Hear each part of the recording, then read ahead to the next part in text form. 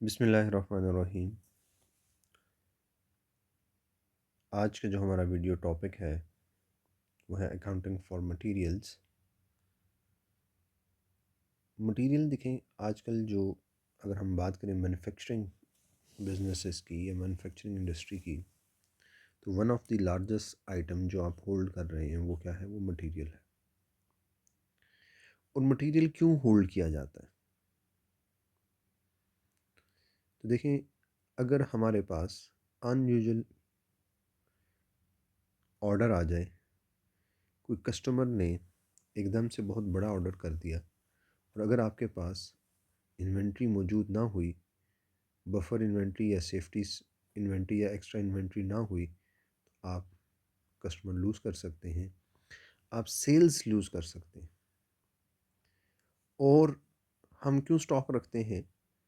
हम स्टॉक अक्सर ज़्यादा इसलिए ले लेते हैं कि ज़्यादा स्टॉक लेने पे हमें डिस्काउंट्स मिल रहे होते हैं, या प्राइस फ्लक्चुएशन हमने देखा प्राइसेस कम हुई हैं और अभी कुछ महीने बाद एकदम से जब शॉर्टेज आएगी प्राइस फिर बढ़ जाएगी। तो हम क्या कर रहे हैं, इस टाइम पे एक ज़्यादा क्वांटिटी मटेरियल की ऑर्डर कर रहे हैं और होल्ड कर रहे हैं। और इन्वेंट्री रखने की रीज़न क्या है कि हमारा जो प्रोडक्शन है उसमें कोई डिले ना आए। अगर इन्वेंट्री ना होगी तो हमारी लेबर फ्री बैठी रहेगी कि हमारा स्मूथली एफिशिएंटली हमारा प्रोसेस चलता रहे, उसके लिए भी वी नीड इन्वेंट्री। और इन्वेंट्री हमने होल्ड की होती है फॉर सम टेक्निकल रीजंस भी हमने इन्वेंट्री होल्ड की होती है। Let's suppose for maturing purpose. जिस तरह आपको पता है कि जिस तरह जो कंपनीज वाइन बनाती हैं, उनकी जितनी पुरानी वाइन होती है उतना वो ज़्यादा एक्सपेंसिव बिकती है। अब उन्होंने जो वाइन बना के रखी हुई है तो वो भी उन्होंने होल्ड की हुई है इन्वेंट्री। अब उसका रीज़न क्या है? एक टेक्निकल रीज़न है कि जब वो इतनी मेच्योर हो जाएगी, वो उस अपने टाइम पे आ जाएगी, फिर हम उसे सेल आउट करेंगे। तो इन्वेंट्री को होल्ड करने के बहुत सारे रीजंस हैं, और इन्वेंट्री हमने कहा था एक मेन आइटम है। तो इसमें फिर हमने क्या देखना है, इसमें हमने कंट्रोल्स को स्ट्रॉन्ग रखना है। इन्वेंट्री के अंदर हमने अपने कंट्रोल्स को बहुत स्ट्रॉन्ग रखना है। कंट्रोल्स क्या होने चाहिए? मतलब प्रॉपर ऑथराइजेशन होनी चाहिए। हम मूवमेंट ऑफ इन्वेंट्री को, उसकी रिक्विजिशंस को, ऑर्डर्स, रिसीट्स, पेमेंट्स को हम देखें। मतलब हम वही आइटम्स परचेज़ करें जो बहुत ज़रूरी हैं, और उस सप्लायर से जो हमें सही रेट के ऊपर सही क्वांटिटी, सही क्वालिटी और सही टाइम पे डिलीवर करता है। और जो हमने ऑर्डर की थी क्वांटिटी, वही क्वांटिटी ऑर्डर्ड ही हम रिसीव भी करें, वही क्वांटिटी और क्वालिटी रिसीव भी करें, और उसी प्राइस पे रिसीव करें जिस पे हमने एग्री की थी। तो ये सारे हमारे पास क्या है, मटेरियल को लेके कंट्रोल्स हैं। कुछ हम डॉक्यूमेंट्स की बात करते हैं जो हम यूज़ करते हैं। आपको पता है एक स्टोर डिपार्टमेंट होता है,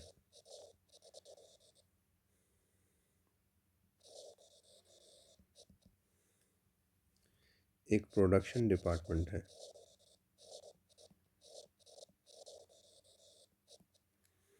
एक परचेजिंग डिपार्टमेंट है,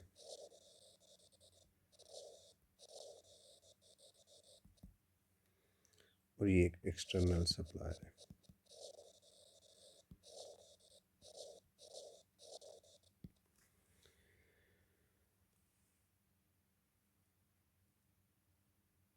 देखिए, जब इस प्रोडक्शन डिपार्टमेंट को कोई भी यूनिट्स चाहिए होती हैं तो वो किसको कहता है? स्टोर डिपार्टमेंट को कहता है। कैसे? वो एक फॉर्म फिल करता है,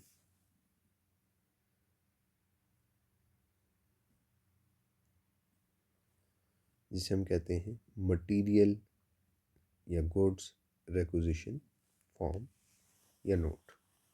material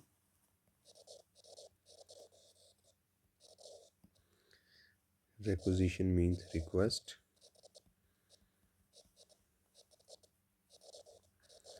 So what is material requisition note? They are issued by production department. What is the purpose? Their purpose is to authorize the storekeeper to release the goods which have been requested by the production department. ठीक है, फिर क्या होगा? अगर तो इसके पास वो units पड़े हुए हैं तो वो क्या करेगा? इशू कर देगा गुड्स टू प्रोडक्शन डिपार्टमेंट। और अगर स्टोर के पास जो मटेरियल रिक्वेस्ट किया गया बाय प्रोडक्शन डिपार्टमेंट, स्टोर के पास वो यूनिट्स नहीं पड़े हुए, तो वो एक और डिपार्टमेंट जिसका काम क्या है परचेज करना, वो किसको कहेगा? Purchasing department. तो जब वो कहेगा तो वो एक डॉक्यूमेंट फिल करेगा, एक फॉर्म फिल करेगा जिसे हम क्या कहते हैं? Purchase requisition.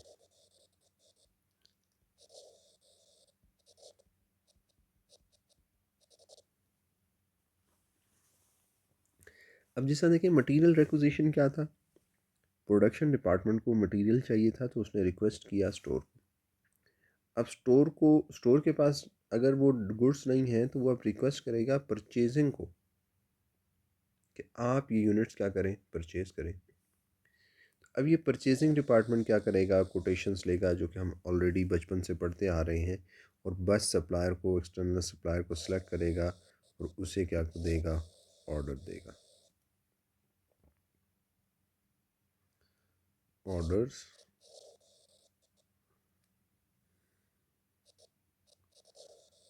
गुड्स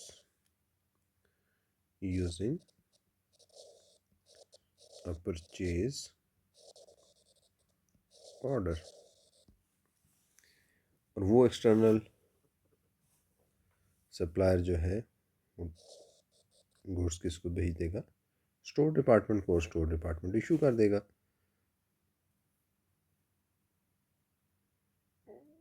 जब ये डिलीवर करेगा गुड्स टू स्टोर डिपार्टमेंट, और उसके बाद ये सप्लायर क्या दे देगा? इनवाइस दे देगा, जिसे हम परचेज इनवाइस कहते हैं। ठीक है, तो अभी तक हमने देखें कुछ डॉक्यूमेंट्स की बात की। एक मटेरियल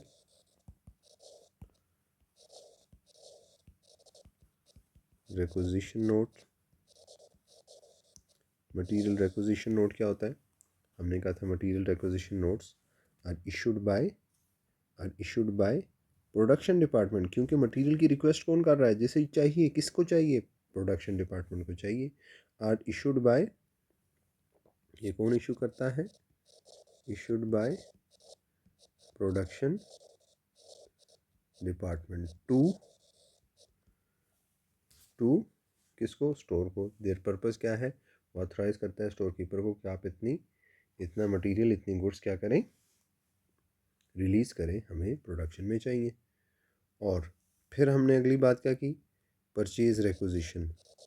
अगर तो उसके पास गुड्स हैं तो वो रिलीज़ कर देगा, वरना वो एक और डिपार्टमेंट को, स्टोर डिपार्टमेंट। अब ये जो परचेज रिक्विजिशन है ये कौन कंप्लीट करेगा? Is completed by store department.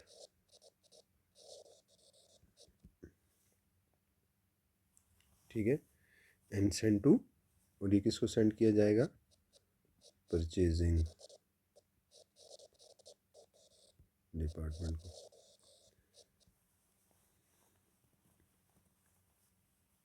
अब उसके बाद परचेजिंग डिपार्टमेंट क्या करेगा? वही कोटेशन लेगा, ठीक है, और सिलेक्ट करेगा सप्लायर, और उस सप्लायर को परचेज ऑर्डर फॉर्म फिल करके परचेज ऑर्डर। और परचेज ऑर्डर कौन बनाएगा? Purchasing department. ठीक है, तो अब जब परचेज ऑर्डर बना देगा तो ये किसको दिया जाएगा? सप्लायर को दिया जाएगा। और इसकी कॉपीज़ किसको किसको दी जाती हैं? एक कॉपी इसको दे दी जाएगी स्टोर डिपार्टमेंट को, ताकि जब उसके पास गुड्स आएँ तो वो उस परचेज़ ऑर्डर से क्या कर सके, कंपेयर कर सके कि वाकई जो चीज़ें हमने ऑर्डर की थी वही मैं रिसीव करूँगा। और इसी तरह अकाउंट्स डिपार्टमेंट को, क्योंकि जब इनवाइस आएगी तो वो इनवाइस जब किसने पे करनी है, अकाउंट्स डिपार्टमेंट ने, वो भी कंपेयर कर ले कि वाकई जो ये इनवाइस आ रही है ये उसी परचेज़ ऑर्डर की जो हमने गुड्स मंगवाई थी, ये उन्हीं के अगेंस्ट है कि नहीं। अच्छा, फिर क्या आता है जी? Delivery note.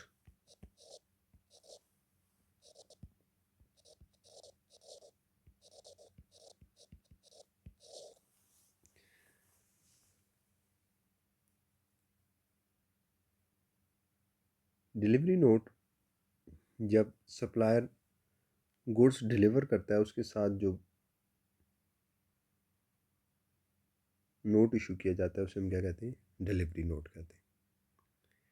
तो जो डिलीवरी नोट के ऊपर स्टोर डिपार्टमेंट क्या करेगा, जब उसके पास गुड्स आएंगी, स्टोर डिपार्टमेंट के पास गुड्स आई, उसने गुड्स को चेक किया किसके अगेंस्ट? परचेज ऑर्डर के अगेंस्ट। उसने चेक किया किसके अगेंस्ट? जो डिलीवरी नोट पे लिखा हुआ है उसके अगेंस्ट। ठीक है, कि वाकई ही जो गुड्स हैं वो हमारे परचेज ऑर्डर और जो वो उसने डिलीवर किया है उसके मुताबिक ही हैं। और ये जो फुल डिटेल होंगी ये हम किसके ऊपर रिकॉर्ड करेंगे? Goods receive note. गुड्स, कि वाकई मैंने इतनी गुड्स रिसीव कर ली हैं।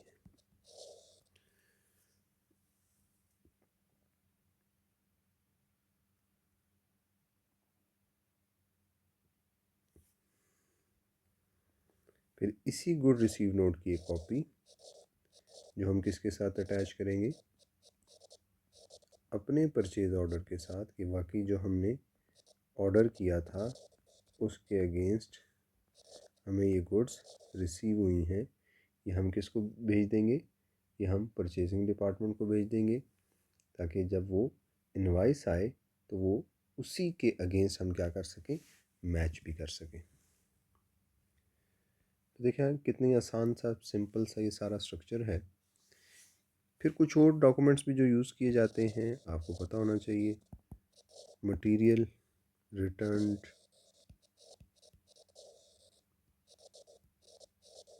नोट्स।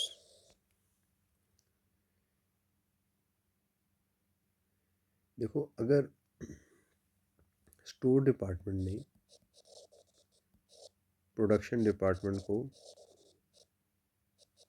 यूनिट्स भेज दिए थे, अब इसके पास प्रोडक्शन डिपार्टमेंट के पास कुछ यूनिट्स बच गए, वो दोबारा जब स्टोर डिपार्टमेंट को यूनिट्स भेजेगा तो जो फॉर्म फिल करेगा, जो डॉक्यूमेंट यूज़ करेगा उसे हम क्या कहेंगे? Material return note. ठीक है, any unused material, any unused material which are returned to store, तो वहाँ पे जो डॉक्यूमेंट यूज़ होगा वो क्या होगा? Material return note. फिर क्या होता है? Material transfer note. अच्छा देखिए थोड़ा ही फ़र्क है। मटेरियल ट्रांसफ़र, ऊपर मैंने क्या कहा है? Material return. Material transfer note क्या होगा?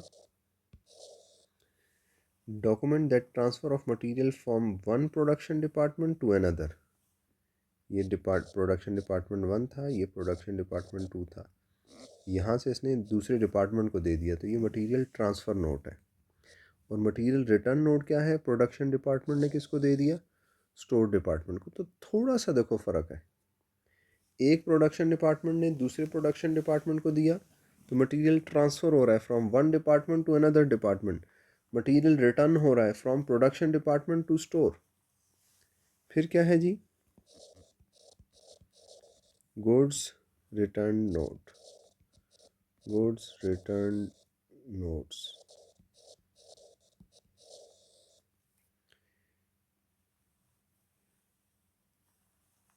गुड्स रिटर्न नोट का मतलब है कि देखिए हमने किससे ख़रीदा था, हमने ख़रीदा था सप्लायर से।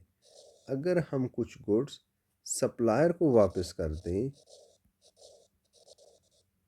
अब सप्लायर को क्यों वापस करते हैं, डैमेज थी या ये वो चीज़ें थी जो हमने ऑर्डर नहीं की थी, आपने कुछ एक्स्ट्रा भेज दिया, या उस क्वालिटी की नहीं थी। तो हम जब गुड्स ट्रांसफ़र करेंगे तो उन गुड्स के साथ जो नोट होगा उसे हम क्या कहेंगे, गुड्स रिटर्न नोट। तो देखो, material return, goods return.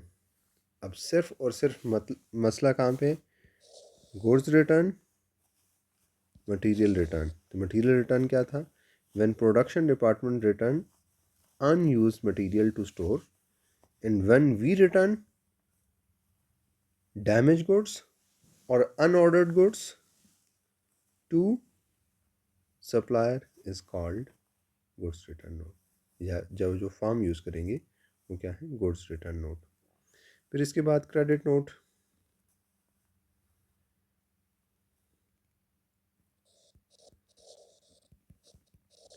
Credit notes क्या होते हैं, जो हम जब सप्लायर को गुड्स रिटर्न करेंगे उसके बदले में वो हमें क्या देगा, क्रेडिट नोट इशू करेगा। ठीक है, when we return goods to supplier. देखो, सप्लायर के लिए हम कस्टमर थे ना, तो उसने क्या बनाया हुआ था, उसने रिसीवेबल्स रिकॉर्ड किए थे, उसने डेबिट रिकॉर्ड किया हुआ था। अब वो उस डेबिट को कैंसिल करने के लिए क्या करेगा, क्रेडिट करेगा। तो वो हमें एक नोट देगा कि जो तुम्हारा डेबिट बैलेंस था, अब वो डेबिट बैलेंस को मैं क्या कर रहा हूँ, मैं उसे कैंसिल कर रहा हूँ, मैं उसे क्रेडिट कर रहा हूँ। तो credit note are received if goods have been returned to the supplier. ठीक है, या अगर आपकी इनवाइस उसने ओवर चार्ज कर रही थी तब भी, हमने ऑलरेडी ये कहाँ पे पढ़ा हुआ है, FA1 में पढ़ा हुआ है। तो देखें, ये कुछ डॉक्यूमेंट्स थे जो हमने देखे अभी तक कि मटेरियल, क्योंकि ये बड़ी इम्पॉर्टेंट चीज़ है। मटेरियल इसलिए इम्पॉर्टेंट है, ये एक हाई हाई वॉल्यूम भी और वैल्यू चीज़ है, तो हम इस पे कंट्रोल स्ट्रॉन्ग रखते हैं और इसीलिए इतनी सारी डॉक्यूमेंटेशन भी करते हैं। ये मैं बुक की एक अंडरस्टैंडिंग याद आ गई, अगर आपके पास कैप्लन की बुक है। कहता है, which two of the documents are matched with good received note in the buying process। goods received note के साथ कौन सी दो चीज़ें मैच की जाएंगी।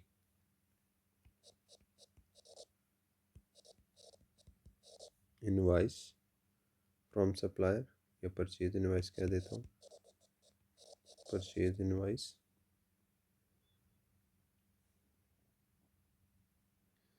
Purchase order,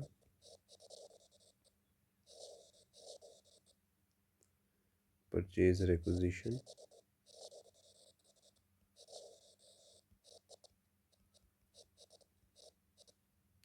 store requisition.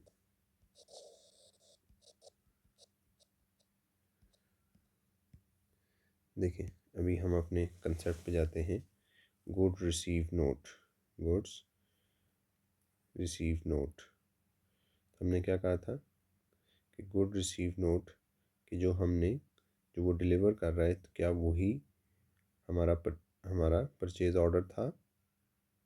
ठीक है, तो गुड रिसीव नोट और उसी के मुताबिक हमें बाद में इनवाइस मिली है कि नहीं। तो कौन सी दो चीज़ें आएंगी, परचेज इनवाइस, मतलब जो हमने गुड्स रिसीव की हैं उसी के अगेंस्ट क्या आई है, इनवाइस आई है, और यही हमारा ऑर्डर था। परचेज रिक्विजिशन के अगेंस्ट तो नहीं हम देख सकते, हो सकता है स्टोर ने रिक्वेस्ट की हो 100 यूनिट्स की, बट हमने आगे देखा और हमारी जो कॉस्ट है वो 200 यूनिट्स पे कम आ रही हो, तो हमने कितने यूनिट्स मंगवा ली हो, 200 का ऑर्डर किया हो। तो अब इनवाइस को हम 100 के साथ तो जाके मैच नहीं कर सकते, वो तो हम अपने ऑर्डर के साथ मैच करेंगे। ये जो गुड रिसीव्ड हुए हैं, जो ऑर्डर किया था क्या वही रिसीव हुए, और जो रिसीव हुए क्या उसी की इनवाइस है कि नहीं। तो इसको गुड रिसीव्ड नोट को इन दो के साथ 1 एंड 2 के साथ मैच किया जाएगा।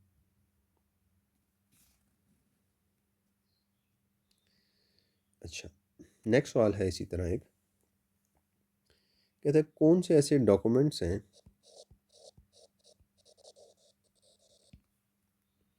विच are used to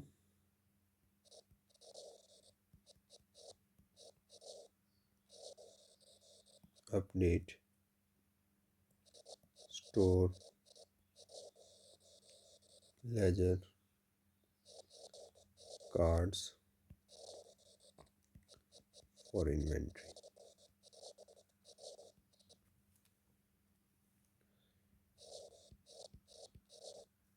goods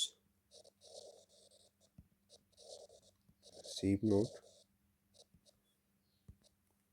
material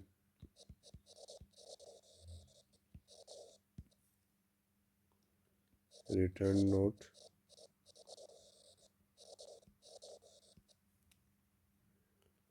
material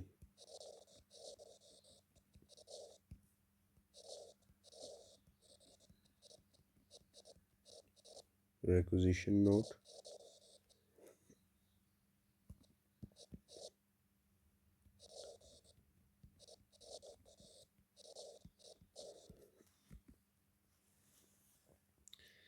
तो देखिए जब हम गुड रिसीव करते हैं तो हमें डिलीवरी नोट आता है, और हमने कहा था वो डिलीवरी नोट पे हम क्या बनाते हैं, गुड रिसीव नोट बनाते हैं। तो उस गुड रिसीव नोट से, क्योंकि ये हमारा डॉक्यूमेंट है, उससे हम अपना स्टोर लेजर में इन्वेंट्री को अपडेट कर देते हैं। और इसी तरह दूसरी हमने क्या देखा, material return note. Material return कौन सा नोट होता है, अभी हमने पढ़ा। मटेरियल रिटर्न नोट क्या होता है, जो अनयूज मटेरियल स्टोर को रिटर्न किया जाता है, तो वो अपडेट होगा, तो ये भी अपडेट करने के लिए इस्तेमाल होगा। मटेरियल रिक्विजिशन और डिलीवरी, डिलीवरी ऑलरेडी किस में चला जाता है, गुड रिसीव नोट में चला जाता है। तो यहाँ पे हमारे पास करेक्ट ऑप्शन क्या है, which two of the following, 1 and 2। ठीक है। इसी तरह अगर होता मटेरियल ट्रांसफ़र नोट, तो वो याद रखें, वो इन्वेंट स्टोर लेजर कार्ड में नहीं आएगा, क्योंकि वो एक डिपार्टमेंट से दूसरे डिपार्टमेंट में, उसका ताल्लुक ही स्टोर के साथ नहीं।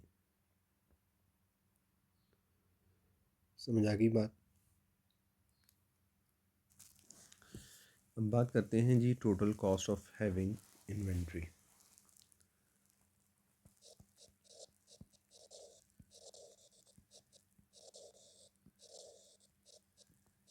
इन्वेंट्री रखने की हमें क्या कॉस्ट आती है,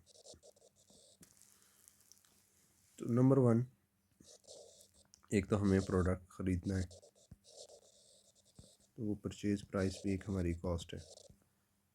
नंबर 2, होल्डिंग कॉस्ट, जब तक वो बिक नहीं जाता हमने उसे होल्ड करना है, तो इन्वेंट्री की होल्डिंग कॉस्ट भी टोटल हमारी कॉस्ट है। इसी तरह ऑर्डरिंग कॉस्ट, ये भी हमारी एक कॉस्ट है। इसके साथ एक और कॉस्ट आती है, जिसे हम कहते हैं स्टॉक आउट कॉस्ट।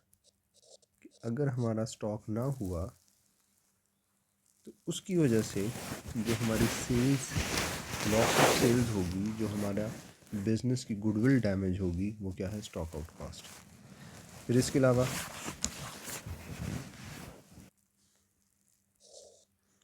हमने अपना इन्वेंट्री रिकॉर्डिंग सिस्टम बनाया होगा,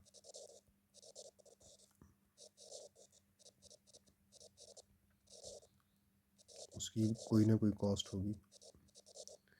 तो ये तमाम कॉस्ट मिल के टोटल कॉस्ट ऑफ होल्डिंग या total cost of having inventory. अब बात करते हैं सबसे पहले होल्डिंग कॉस्ट। होल्डिंग कॉस्ट में एक पहली जो कॉस्ट है वो है अपॉर्चुनिटी कॉस्ट। ये कौन सी अपॉर्चुनिटी है, देखिए जो आपका कैपिटल टाइड अप हुआ है किसके अंदर, इन्वेंट्री के अंदर, वही पैसा आप कहीं और इन्वेस्ट करते तो वहाँ से आपको क्या मिल सकता था, वहाँ से आप प्रॉफिट अर्न कर सकते थे। अब वो आप प्रॉफिट क्यों अर्न नहीं कर पा रहे, क्योंकि वही सारा पैसा आपने कहाँ पे डाल दिया है, इन्वेंट्री में। तो उस होल्ड करने की वजह से, तो जो आप अपॉर्चुनिटी लॉस कर रहे हैं, तो वो अपॉर्चुनिटी लॉस जो है वो आपके लिए होल्डिंग की वजह से है। इसी तरह अगर आपने उस जो होल्ड किया हुआ उस कॉस्ट उस इन्वेंट्री की क्या कराई हुई है, इंश्योरेंस कराई हुई है, वो भी आपकी होल्डिंग कॉस्ट है। इसी तरह आपकी अगर इन्वेंट्री डैमेज हो रही है, ऑब्सलीट हो रही है, ठीक है, इसी तरह आप स्टोर डिपार्टमेंट में जो आप स्टोर का जो लेबर है उसकी जो एडमिनिस्ट्रेशन है, तो ये भी आपके लिए क्या है, होल्डिंग कॉस्ट। और इसी तरह ऑर्डरिंग कॉस्ट क्या होगी, ऑर्डरिंग कॉस्ट में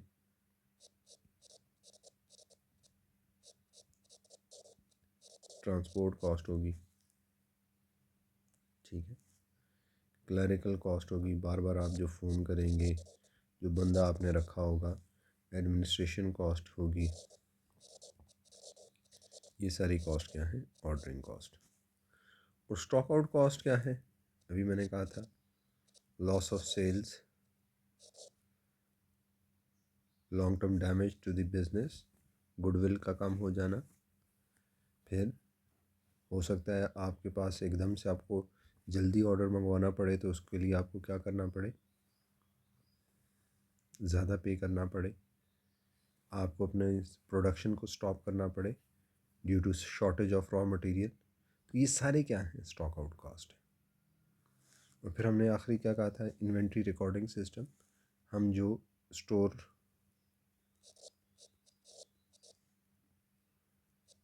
क्या बना रहे हैं, रिकॉर्ड कार्ड बना रहे हैं, वो उसकी जो कॉस्ट है। तो ओवरऑल हमने देखा है कि इन्वेंट्री की क्या क्या कॉस्ट होती हैं। अगर आप स्टॉक आउट कॉस्ट से बचना चाहते हैं तो होल्डिंग कॉस्ट ज़्यादा हो जाएगी। अगर आप ज़्यादा होल्ड करेंगे तो स्टॉक आउट कॉस्ट नहीं आएगी, ठीक।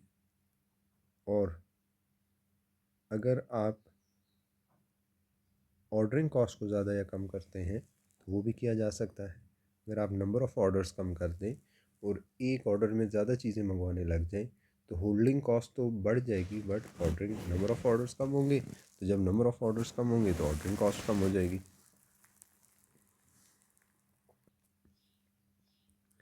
अच्छा, अब होल्डिंग कॉस्ट की अगर हम बात करें, होल्डिंग कॉस्ट फ़िक्स भी हो सकती है, वेरिएबल भी हो सकती है। फ़िक्स होल्डिंग कॉस्ट क्या है कि जो आपने स्टोर लिया हुआ है होल्ड करने के लिए, स्पेस आपके पास है, उसका जो आप रेंट दे रहे हैं, आप जो उसकी इंश्योरेंस दे रहे हैं, वो हो सकता है फिक्स हो। वेरिएबल होल्डिंग कॉस्ट क्या हो सकती है कि जो आप पैसा इन्वेंट्री में डालेंगे वो अपॉर्चुनिटी लॉस कर रहे हैं ना, तो वो जो अपॉर्चुनिटी लॉस्ट है वो तो डिपेंडेंट है किसके ऊपर, दी अमाउंट इन्वेस्टेड अगर ज़्यादा होगी तो इंटरेस्ट अपॉर्चुनिटी कॉस्ट ज़्यादा आपने लूज़ कर रहे होंगे, कम कम अमाउंट होगी तो कम होगा। तो हम होल्डिंग कॉस्ट कैसे निकाल सकते हैं, होल्डिंग कॉस्ट का क्या फार्मूला है,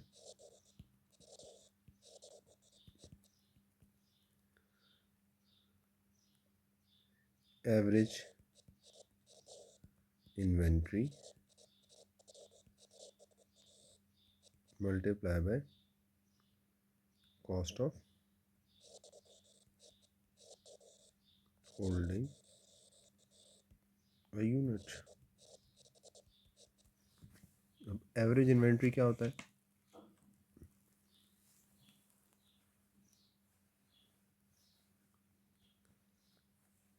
क्यू डिवाइडेड बाय टू। अब ये क्यू डिवाइडेड बाय टू क्या है कि जो भी आप ऑर्डर कर रहे हैं डिवाइडेड बाय टू, हम कहते हैं उसका हाफ हर टाइम हमारे पास होगा, पूरा साल हमारे पास इतना होल्ड किया होगा, ठीक है। This is average inventory. यहाँ पे क्या लिया जाएगा, half of the order quantity. अगर ये ऑर्डर क्वांटिटी जो है ये ई ओ क्यू होगा, E O Q divided by two. अगर other than E O Q है तो जो भी quantity ordered divided by to.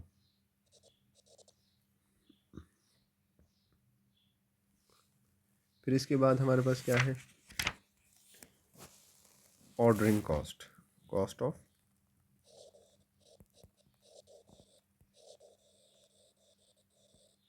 Ordering inventory. ये बिल्कुल सिंपल है, cost of an order multiply by number of orders.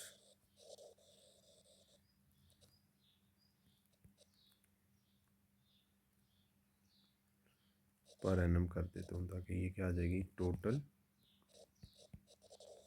Annual ordering cost. अब number of orders कैसे निकालेंगे, demand, annual demand divided by quantity पर ऑर्डर। जो भी आप ऑर्डर कर रहे हैं पर ऑर्डर, लेट्स सपोज 12,000 यूनिट्स आपकी डिमांड है, हर ऑर्डर आप 1,000 यूनिट्स का करते हैं, नंबर ऑफ ऑर्डर्स 12 होंगे। इसी तरह अगर 12,000 आपकी टोटल डिमांड है, एक ऑर्डर में आप 500 यूनिट मंगवाते हैं, तो नंबर ऑफ ऑर्डर 24 होंगे। तो number of order multiply by cost of an order.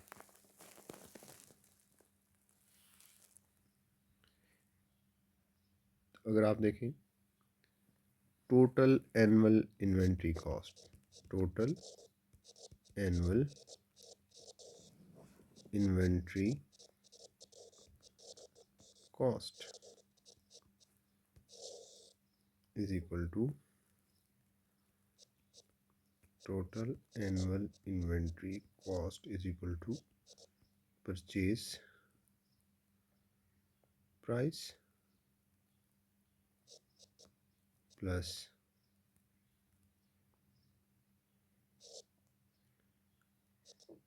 cost of order multiplied by demand divided by quantity plus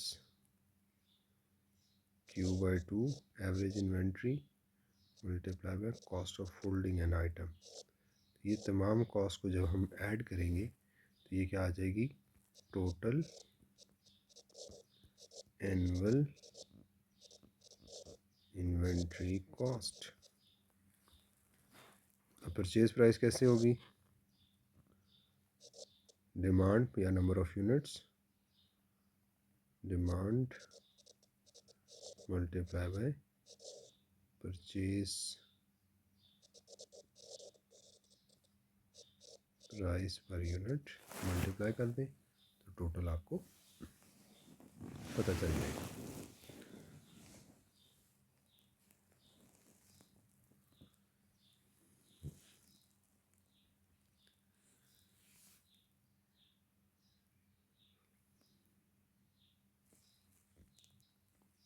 अब देखिए high inventory levels,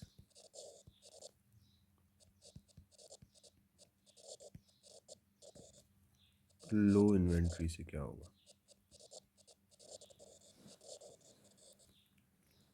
high inventory से प्रॉफिटेबिलिटी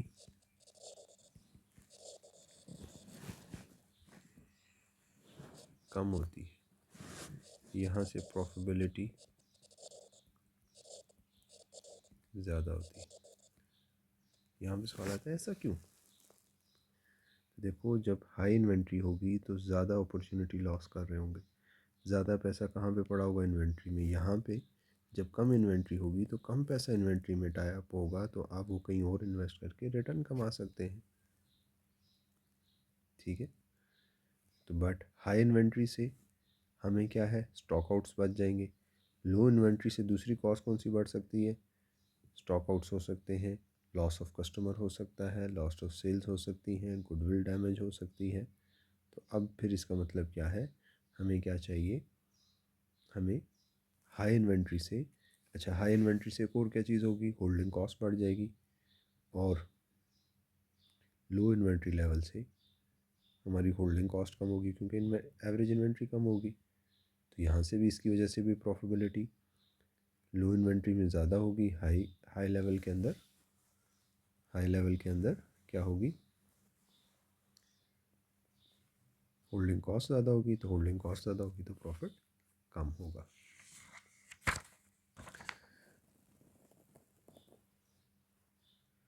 अच्छा, फिर इसके बाद आप देखते हैं जी रीऑर्डर लेवल। रीऑर्डर लेवल क्या होता है? रीऑर्डर लेवल होता है maximum usage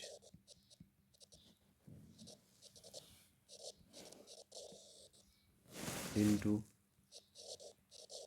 maximum lead time. Lead time किसे कहते हैं कि जब हम एक ऑर्डर करें और वो क्वांटिटी जब तक हमें रिसीव हो तो उसे हम क्या कहते हैं, लीड टाइम कहते हैं। कि अगर लेट्स सपोज मैंने ऑर्डर किया वो 2 वीक्स में आ जाता है और 1 वीक में मैक्सिमम 1000 यूनिट्स यूज़ हो सकती हैं, तो जैसे ही मेरा 2000 यूनिट्स के ऊपर मेरी इन्वेंट्री जाएगी तो मुझे फ़ौरन क्या कर देना है, ऑर्डर कर देना है। अगर मैं अब ऑर्डर नहीं करूँगा तो मैं क्या लॉस कर सकता हूँ, स्टॉक आउट हो सकता है। तो स्टॉक आउट होने बचने से के लिए मुझे क्या चाहिए, री ऑर्डर लेवल देखना है।